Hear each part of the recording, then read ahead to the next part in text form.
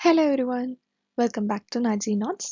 നമ്മൾ ഈ വീഡിയോയിൽ ഡിസ്കസ് ചെയ്യാൻ പോകുന്നത് KTU 2019 സ്കീം സിവിൽ എഞ്ചിനീയറിംഗിലെ 5th semester design of concrete structures എന്ന സബ്ജക്റ്റിലെ ഫസ്റ്റ് മൊഡ്യൂളിലെ ഇൻട്രൊഡക്ഷൻ ടു RCC എന്ന ടോപ്പിക്കാണ്. സോ നമുക്ക് വീഡിയോ സ്റ്റാർട്ട് ചെയ്യാം. RCC എന്താണെന്ന് പറയുന്നതിന് മുന്നേ നമുക്ക് ഫസ്റ്റ് PCC എന്താണെന്ന് നോക്കാം. അതായത് plain cement concrete, simply concrete. അതായത് കോൺക്രീറ്റ് എന്ന് പറഞ്ഞാൽ എന്താണ്? It's a composite material consist of cement, aggregate and water. സിമെന്റും അഗ്രിഗേറ്റും വാട്ടറും കൂടെ മിക്സ് ചെയ്ത് നമ്മൾ ഉണ്ടാക്കുന്ന ഒരു കോമ്പോസിറ്റ് മെറ്റീരിയൽ ആണ് കോൺക്രീറ്റ് അല്ലെങ്കിൽ പ്ലെയിൻ സിമെന്റ് കോൺക്രീറ്റ് PCC എന്ന് പറയുന്നത്. അപ്പോൾ ഇവിടെ അഗ്രിഗേറ്റ് എന്ന് പറയുമ്പോൾ ഫൈൻ അഗ്രിഗേറ്റും ഉണ്ട്, കോഴ്സ് അഗ്രിഗേറ്റും ഉണ്ട്. ഓക്കെ, അതിൽ ഫൈൻ അഗ്രിഗേറ്റ് എന്ന് പറയുമ്പോൾ എന്താണ്? 4.75 mm സീവിലൂടെ പാസ് ചെയ്ത് പോകുന്ന അഗ്രിഗേറ്റ് ആണ് ഫൈൻ അഗ്രിഗേറ്റ്. 4.75 mm സീവില് റീറ്റെയിൻ ചെയ്യുന്ന അഗ്രിഗേറ്റ് ആണ് കോഴ്സ് അഗ്രിഗേറ്റ് എന്ന് പറയുന്നത്. ഇതെല്ലാം നമ്മൾ കഴിഞ്ഞ സെമസ്റ്ററുകളിൽ പഠിച്ചിട്ടുള്ള കാര്യമാണ്. ഓക്കെ, ഇനി PCC എന്ന് പറയുമ്പോൾ it is durable under adverse condition. എത്ര അഡ്വേഴ്സ് കണ്ടീഷൻ വന്നാലും അത് എന്ത് കോൺക്രീറ്റ് ഡ്യൂറബിൾ ആയിരിക്കും. അതുപോലെ ഈസി ടു ബി കാസ്റ്റഡ്, നമുക്ക് കാസ്റ്റ് ചെയ്യാനൊക്കെ എളുപ്പമാണ്. ദെൻ എക്കണോമിക് ആണ് and easy availability of ingredients. നമ്മളിപ്പം കോൺക്രീറ്റിൽ പറഞ്ഞ ഇൻഗ്രീഡിയൻസ് എന്തൊക്കെയാണ്? Cement, aggregate, water. ഇതെല്ലാം നമുക്ക് ഈസിലി അവൈലബിൾ ആയിട്ടുള്ള ഇൻഗ്രീഡിയൻസ് ആണ് അല്ലെ. ഇനി ഇത് വളരെ ഇമ്പോർട്ടൻ്റ് ആയിട്ടുള്ളൊരു പോയിന്റ് ആണ്. നമ്മൾ ത്രൂ ഔട്ട് സിവിൽ എഞ്ചിനീയർ എന്ന് പറയുമ്പോൾ നമ്മൾ അറിഞ്ഞിരിക്കേണ്ട ഒരു പോയിന്റ് ആണ്. അതായത് കോൺക്രീറ്റിന്റെ മെയിൻ സ്ട്രെങ്ത് എന്ന് പറയുന്നത് ഇറ്റ്സ് ഇൻ കംപ്രഷൻ. അതായത് കംപ്രസീവ് സ്ട്രെസ് അല്ലെങ്കിൽ കംപ്രസീവ് സ്ട്രെങ്ത് ആണ് കോൺക്രീറ്റിന് ഏറ്റവും കൂടുതലുള്ളത്. കംപ്രഷൻ സൈഡിലാണ് കോൺക്രീറ്റിന് സ്ട്രെങ്ത് കൂടുതൽ. ടെൻഷൻ വിത്ത്സ്റ്റാൻഡ് ചെയ്യാൻ കോൺക്രീറ്റിന് സ്ട്രെങ്ത് കുറവാണ്. മനസ്സിലായോ? നമ്മൾ എപ്പോഴും ഓർത്തിരിക്കേണ്ട പോയിന്റ് ആണ് കോൺക്രീറ്റിന്റെ മെയിൻ സ്ട്രെങ്ത് എന്ന് പറയുന്നത് it's in compression. Okay, it's ranges from 10 to 100 megapascal. Compressive strength of concrete ranges from 10 to 100 megapascal. Okay, ഇനി PCC നമ്മൾ എവിടെയൊക്കെ യൂസ് ചെയ്യും? പ്ലെയിൻ സിമെന്റ് കോൺക്രീറ്റ് നമ്മൾ construction of payments and base of ഫൗണ്ടേഷനിലാണ് നമ്മൾ PCC use ചെയ്യുന്നത്. Okay അല്ലേ? അങ്ങനെയാണെങ്കിൽ നമുക്ക് എന്താണ് RCC നോക്കാം. RCC എന്ന് പറയുമ്പോൾ റെയിൻഫോഴ്സ്ഡ് സിമെന്റ് കോൺക്രീറ്റ്, അതായത് PCC plain cement concrete plus reinforcement. നമ്മൾ കോൺക്രീറ്റിന്റെ കൂടെ റീൻഫോഴ്സ്മെന്റും കൂടെ ആഡ് ചെയ്യുമ്പോൾ അതെന്തായി? റീൻഫോഴ്സ്ഡ് സിമെന്റ് കോൺക്രീറ്റ് ആയി. അതായത് it's a composite material consist of concrete plus steel. അതായത് നമ്മൾ റീൻഫോഴ്സ്മെന്റ് ആയിട്ട് ആഡ് ചെയ്യുന്നത് എന്താണ്? സ്റ്റീലാണ് ആഡ് ചെയ്യുന്നത്. ഓക്കെ, നമ്മൾ ഈ കൺസ്ട്രക്ഷൻ ഒക്കെ നടക്കുമ്പോൾ കമ്പിയൊക്കെ കെട്ടുന്നത് കണ്ടിട്ടില്ലേ? അതാണ് റീൻഫോഴ്സ്മെന്റ്. അതെന്തിനാണ് കൊടുക്കുന്നത് എന്നുള്ളത് നമ്മൾ പറയുന്നുണ്ട്, പറയാം. Apart from this, small quantities of admixtures also added to impart special properties to concrete. കോൺക്രീറ്റിന് some special properties impart ചെയ്യാൻ വേണ്ടിയിട്ട് നമ്മൾ ചില സമയങ്ങളിൽ അഡ്മിക്സ്റ്റേഴ്സ്, സ്മോൾ ക്വാണ്ടിറ്റീസ് ഓഫ് അഡ്മിക്സ്റ്റേഴ്സും കൂടെ ആഡ് ചെയ്യും. ബട്ട് യൂഷ്വലി മെയിൻ ഇൻഗ്രീഡിയൻ്റ് എന്ന് പറയുന്നത് കോൺക്രീറ്റ് പ്ലസ് റീൻഫോഴ്സ്മെന്റ്. റീൻഫോഴ്സ്മെന്റ് ആയിട്ട് നമ്മൾ കൊടുക്കുന്നത് സ്റ്റീൽ. ഓക്കെ, കോൺക്രീറ്റിൽ എന്തൊക്കെ എലമെന്റ് ഉണ്ട്? Cement, aggregate plus water. അതിൻ്റെ കൂടെ സ്റ്റീൽ അല്ലെങ്കിൽ റീൻഫോഴ്സ്മെന്റും കൂടെ വരുമ്പോൾ റീൻഫോഴ്സ്ഡ് സിമെന്റ് കോൺക്രീറ്റ്. ഓക്കെ, ഇനി ഇത് നമ്മൾ നേരത്തെ പറഞ്ഞ സെയിം പോയിന്റ് ആണ്. കോൺക്രീറ്റ് എന്ന് പറയുന്നത് എന്താണ്? Good in compressive strength and weak in tensile strength. Compressive strength കൂടുതലാണ്, ടെൻസൈൽ സ്ട്രെങ്ത് കുറവാണ്. ആർക്ക്? കോൺക്രീറ്റിന്. അതായത് പറയുമ്പോൾ നമുക്ക് എങ്ങനെ പറയാം? Tensile strength of concrete is equal to 1/10 of compressive strength of concrete. കോൺക്രീറ്റിന്റെ ടെൻസൈൽ സ്ട്രെങ്ത് എന്ന് പറയുന്നത് കോൺക്രീറ്റിന്റെ കംപ്രസീവ് സ്ട്രെങ്ത്തിന്റെ 1/10 മാത്രമേ ഉള്ളൂ. ഓക്കെ, ഇനി നമ്മൾ ഒരു സ്ട്രക്ചർ കൺസ്ട്രക്ട് ചെയ്യുമ്പോൾ നമുക്ക് കംപ്രഷൻ സോണും നോക്കണം, ടെൻഷൻ സോണും നോക്കണം. നമ്മൾ മോസിൽ സ്ട്രെസ് സ്ട്രെയിൻ ഡയഗ്രാം പഠിച്ചിട്ടുണ്ട് അല്ലേ? അതിലെങ്ങനെയാണ് നമ്മൾ പറഞ്ഞിട്ടുള്ളത്? മുകളിൽ കംപ്രഷനും താഴെ ടെൻഷനും ആയിരിക്കും. മുകളിൽ കംപ്രഷൻ സോണും താഴെ ടെൻഷൻ സോണും ആണ് അല്ലേ? നമ്മൾ പഠിച്ചിട്ടുണ്ട്. അപ്പോൾ നമ്മൾ പറഞ്ഞു കോൺക്രീറ്റിന് കംപ്രസീവ് സ്ട്രെങ്ത് കൂടുതലാണ് അല്ലേ, അതേസമയം ടെൻസൈൽ സ്ട്രെങ്ത് കുറവാണ്. അപ്പോൾ ഒരു സ്ട്രക്ചർ കൺസ്ട്രക്ട് ചെയ്യുമ്പോൾ കംപ്രഷൻ സോണും ഉണ്ടാവും, ടെൻഷൻ സോണും ഉണ്ടാവും.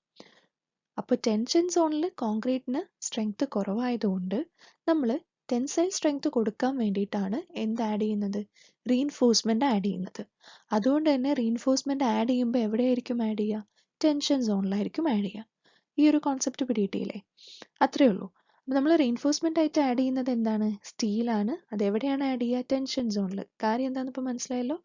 കോൺക്രീറ്റിന് കംപ്രസീവ് സ്ട്രെങ്ത് ആണ് കൂടുതൽ, അതേസമയം ടെൻസൈൽ സ്ട്രെങ്ത് കുറവാണ്.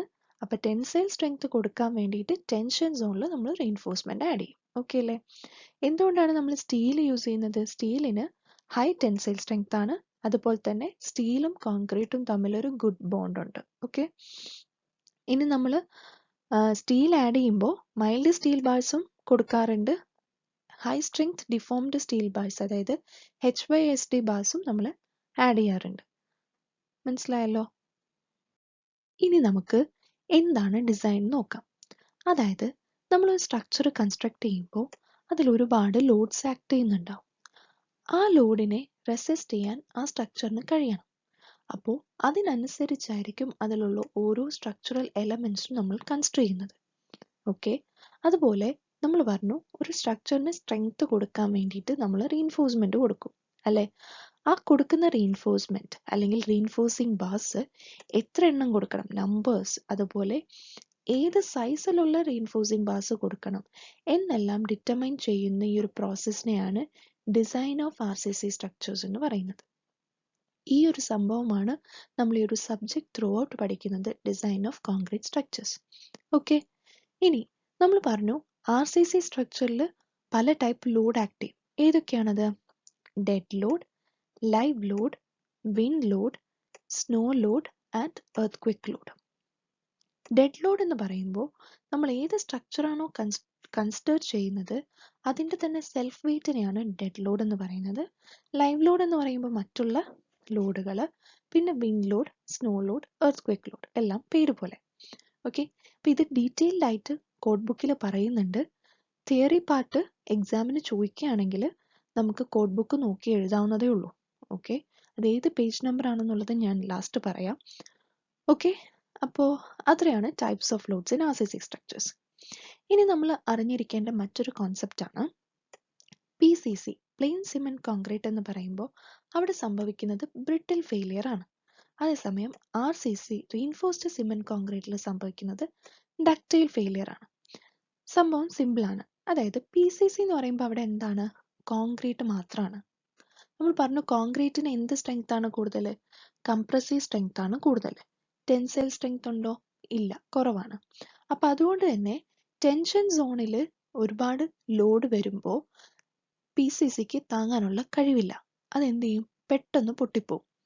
ബ്രിട്ടിൽ ഫെയിലിയർ ആയിരിക്കും, പെട്ടെന്ന് സഡൻ ആയിട്ടായിരിക്കും അത് പൊട്ടിപ്പോവുക. ഓക്കെ, അതേസമയം RCCയിൽ വരുമ്പോൾ അത് ഗ്രാജുവലി മെല്ലെ മെല്ലെ ആയിരിക്കും അത് സംഭവിക്കുക. അതായത് RCCയിൽ നമ്മൾ എന്താണ്, ടെൻഷൻ സോണിൽ റീഇൻഫോഴ്സ്മെന്റ് കൊടുക്കുന്നുണ്ട്. അതുകൊണ്ട് തന്നെ ഒരുപാട് ലോഡ് വന്നാലും അത് മെല്ലെ മെല്ലെ ആയിരിക്കും പൊട്ടുക. ഓക്കെ, ഡക്റ്റൈൽ ഫെയിലിയർ ആയിരിക്കും. അത്രയേ ഉള്ളൂ. ഓക്കെ, PCCയിൽ പെട്ടെന്ന് പൊട്ടിപ്പോവും, കാരണം കംപ്രസീവ് സ്ട്രെങ്ത് മാത്രമേ അവിടെ ഉള്ളൂ, കോൺക്രീറ്റ് മാത്രമേ ഉള്ളൂ, ടെൻഷൻ സോണിൽ റീഇൻഫോഴ്സ്മെന്റ് ഇല്ല. അതുകൊണ്ട് തന്നെ അവിടെ ബ്രിട്ടിൽ ഫെയിലിയർ ആയിരിക്കും. RCCയിൽ വരുമ്പോൾ ടെൻഷൻ സോണിൽ റീഇൻഫോഴ്സ്മെന്റ് കൊടുത്തിട്ടുണ്ട്. അതുകൊണ്ട് തന്നെ ഓവർലോഡ് വന്നാലും പതിയെ പതിയെ ഗ്രാജുവലി ആയിരിക്കും അതിന് ഫെയിലിയർ സംഭവിക്കുക. അതാണ് ഡക്റ്റൈൽ ഫെയിലിയർ. ഓക്കെ, ഇനി നമുക്ക് മെറ്റീരിയൽ പ്രോപ്പർട്ടീസ് നോക്കാം. കാര്യമായിട്ടൊന്നുമില്ല, പക്ഷെ നമ്മൾ അറിഞ്ഞിരിക്കേണ്ട കാര്യങ്ങളാണ്. ഓക്കെ, അതായത് നമ്മൾ കോൺക്രീറ്റിൽ എന്തൊക്കെ മെറ്റീരിയൽ ആഡ് ചെയ്യും, സിമെന്റ്, അഗ്രിഗേറ്റ്, വാട്ടർ, പിന്നെ നമ്മൾ റീഇൻഫോഴ്സ്മെന്റും കൂടെ വരുമ്പോൾ സ്റ്റീലും കൂടെ വരും അല്ലേ. അപ്പം അതിൻ്റെയൊക്കെ ഒരു പ്രോപ്പർട്ടീസ് ആണ് പറയുന്നത്. ആദ്യം സിമെന്റ്. സിമെന്റ് എന്ന് പറയുമ്പോൾ ഗ്രേഡ് ഓഫ് സിമെന്റ് 33 Newton/mm² ആണ്.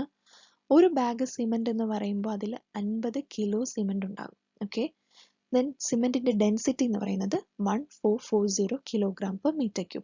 യൂണിറ്റ് എല്ലാം ഓർത്തിരിക്കുക, തെറ്റിക്കരുത്. ഓക്കെ, ഇനി അഗ്രിഗേറ്റ് എന്ന് പറയുമ്പോൾ നമ്മൾ പറഞ്ഞു ഫൈൻ അഗ്രിഗേറ്റ് ഉണ്ട്, കോഴ്സ് അഗ്രിഗേറ്റ് ഉണ്ട്. നേരത്തെ അവിടെ പറഞ്ഞാണ് ഫൈൻ അഗ്രിഗേറ്റ് എന്ന് പറഞ്ഞാൽ 4.75 mm സീവിലൂടെ പാസ് ചെയ്ത് പോകുന്നതാണ് എന്ത്, ഫൈൻ അഗ്രിഗേറ്റ് എന്ന് പറയുന്നത്. അതുകൊണ്ട് തന്നെ നമുക്ക് എന്ത് പറയാം, ഒരു ഫൈൻ അഗ്രിഗേറ്റിന്റെ ഏറ്റവും മാക്സിമം സൈസ് എന്ന് പറയുന്നത് 4.75 mm ആയിരിക്കും.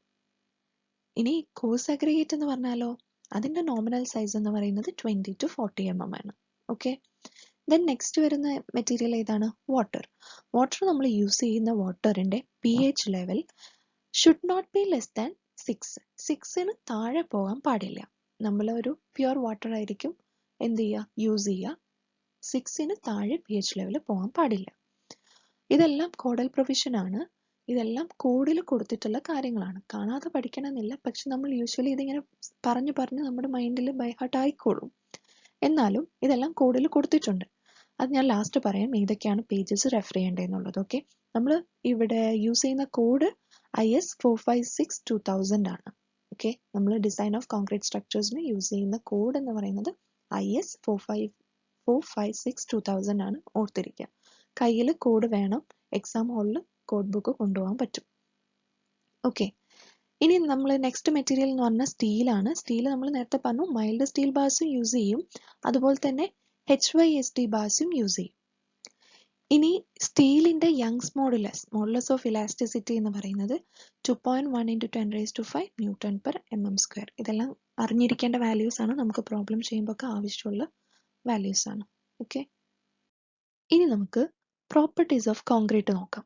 നമ്മൾ നേരത്തെ കണ്ടത് മെറ്റീരിയൽ പ്രോപ്പർട്ടീസ് ആണ്, കോൺക്രീറ്റിൽ യൂസ് ചെയ്യുന്ന മെറ്റീരിയലിന്റെ പ്രോപ്പർട്ടീസ്. ഇനി നമ്മൾ കോൺക്രീറ്റിന്റെ പ്രോപ്പർട്ടീസ്, അതായത് കോൺക്രീറ്റിനെ നമ്മളൊരു ഹോമോജിനസ് മെറ്റീരിയൽ ആയിട്ടാണ് കൺസിഡർ ചെയ്യുന്നത്. ഓക്കെ, ഇനി കോൺക്രീറ്റിന്റെ ക്യാരക്ടറിസ്റ്റിക് സ്ട്രെങ്ത് എന്ന് പറയുന്നത് നമ്മൾ FCK എന്നാണ് ഡിനോട്ട് ചെയ്യുന്നത്. അതായത് it is the compressive strength of 150 mm സൈസിലുള്ള ക്യൂബിന്റെ കംപ്രസീവ് സ്ട്രെങ്ത് അറ്റ് 28 days നമ്മൾ ഏത് യൂണിറ്റിൽ, Newton/mm² എന്ന യൂണിറ്റിൽ കൺസിഡർ ചെയ്യുക. Below which not more than 5% of the test results are expected to fall. Okay, ഇപ്പോൾ ക്യാരക്ടറിസ്റ്റിക് സ്ട്രെങ്ത്തിന്റെ ഡെഫിനിഷൻ ആണ് ഈ പറഞ്ഞത്. ഇത് കോഡ് ബുക്കിൽ സെയിം ഡെഫിനിഷൻ കിടക്കുന്നുണ്ട്. ക്യാരക്ടറിസ്റ്റിക് സ്ട്രെങ്ത് എന്താണെന്ന് ക്വസ്റ്റ്യൻ വന്നാൽ കോഡ് ബുക്ക് റെഫർ ചെയ്ത് എഴുതിയാൽ മതി. ഓക്കെ, പേജ് നമ്പർ ഞാൻ ലാസ്റ്റ് പറയാം. ദെൻ അടുത്തത് ടെൻസൈൽ സ്ട്രെങ്ത്, നമ്മൾ ഓൾസോ ഫ്ലെക്ചറൽ സ്ട്രെങ്ത് എന്നും പറയും. അതിനെ ഡിനോട്ട് ചെയ്യുന്നത് FCR. FCR is equal to 0.7 √FCK. Okay. Then modulus of elasticity EC is equal to 5000 √FCK. Then concrete ne maximum shrinkage strain എന്ന് പറയുന്നത് 0.003. Concrete ne Poisson's ratio high strength concrete ആണെങ്കിൽ 0.1, weak concrete ആണെങ്കിൽ 0.2. Usually നമ്മൾ strength consider ചെയ്യുമ്പോൾ 0.15 എന്നും serviceability കാൽക്കുലേഷൻസിൽ 0.2 എന്നുമാണ് poisons ratio എടുക്കാറുള്ളത്.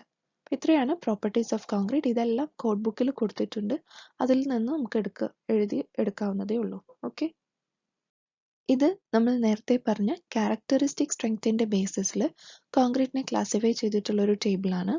അതായത് concrete ordinary concrete, standard concrete, high strength concrete, 3 ഗ്രൂപ്പാണുള്ളത്.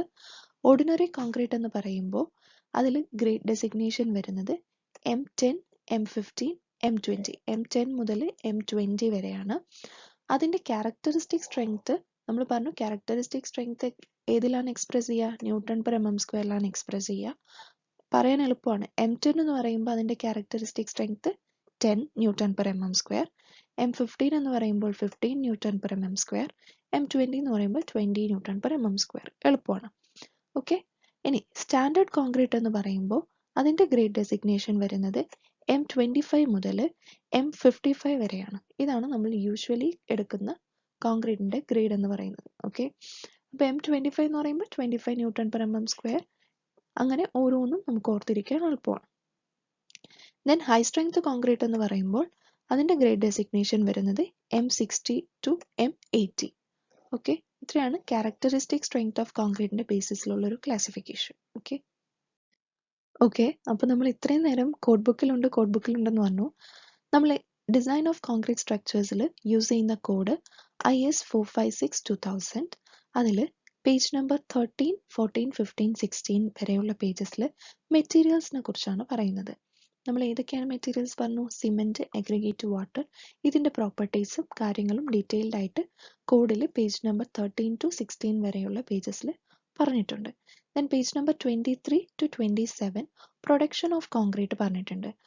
Concrete എങ്ങനെയാണ് പ്രൊഡ്യൂസ് ചെയ്യുന്നത്, ബാച്ചിങ്, മിക്സിങ്, അങ്ങനെയുള്ള കാര്യങ്ങൾ, ക്യൂറിങ് വരെ അതിനകത്ത് പറയുന്നുണ്ട്. അപ്പോൾ തിയറി ആയിട്ട് എക്സാമിന് ചോദിക്കുമ്പോൾ നോക്കി എഴുതിയാൽ മതി. ഓക്കെ, പേജ് നമ്പർ 23 to 27 വരെ production of concrete. Then page number 31 test on concrete NDT ടെസ്റ്റും കാര്യങ്ങളും എല്ലാം പറയുന്നുണ്ട്. പേജ് നമ്പർ 32 ടൈപ്സ് ഓഫ് ലോഡും പറയുന്നുണ്ട്. അതിൻ്റെ ഡീറ്റെയിൽഡ് ആയിട്ടുള്ള കാര്യങ്ങൾ പറയുന്നുണ്ട്. അപ്പോൾ എക്സാമിന് ചോദിക്കുകയാണെങ്കിൽ നമുക്ക് കോഡ് ബുക്ക് അലൗഡ് ആണ് എക്സാം ഹോളിൽ, അതുകൊണ്ട് കോഡ് ബുക്ക് നോക്കി എഴുതാൻ പറ്റും, കാണാതെ പഠിക്കേണ്ട ഇതൊന്നും. പിന്നെ ഇതൊക്കെ ഏത് പേജിലാണ് കിടക്കുന്നതെന്ന് നമുക്കൊരു ധാരണ ഉണ്ടായിരിക്കണം. അല്ലെങ്കിൽ എക്സാം ഹാളിൽ പോയിട്ട് നമുക്ക് ഏത് പേജിലാണ് എന്ന് നോക്കാനുള്ള സമയമൊന്നും കിട്ടത്തില്ല. പിന്നെ നമ്മളിപ്പം പ്രോബ്ലം ചെയ്യാനും ഒക്കെ ആയിട്ട് കോഡ് ബുക്ക് എപ്പോഴും റെഫർ ചെയ്യുന്നതുകൊണ്ട് അത് ഓട്ടോമാറ്റിക്കലി ബൈ ഹാർട്ട് ആയിക്കോളും, കുഴപ്പമില്ല. ഓക്കെ ഓക്കെ, അപ്പോൾ അത്രയേ ഉള്ളൂ ഈ വീഡിയോയിൽ. നമ്മൾ ജസ്റ്റ് ഇൻട്രൊഡക്ഷൻ ടു RCC, പിന്നെ കുറച്ച് കോഡൽ പ്രൊവിഷൻസ് കാര്യങ്ങളെല്ലാം നോക്കി. ഇനി നമുക്ക് നെക്സ്റ്റ് വീഡിയോയിൽ ഡിസൈൻ ഫിലോസഫീസ് നോക്കാം. So see in the next video. Thank U.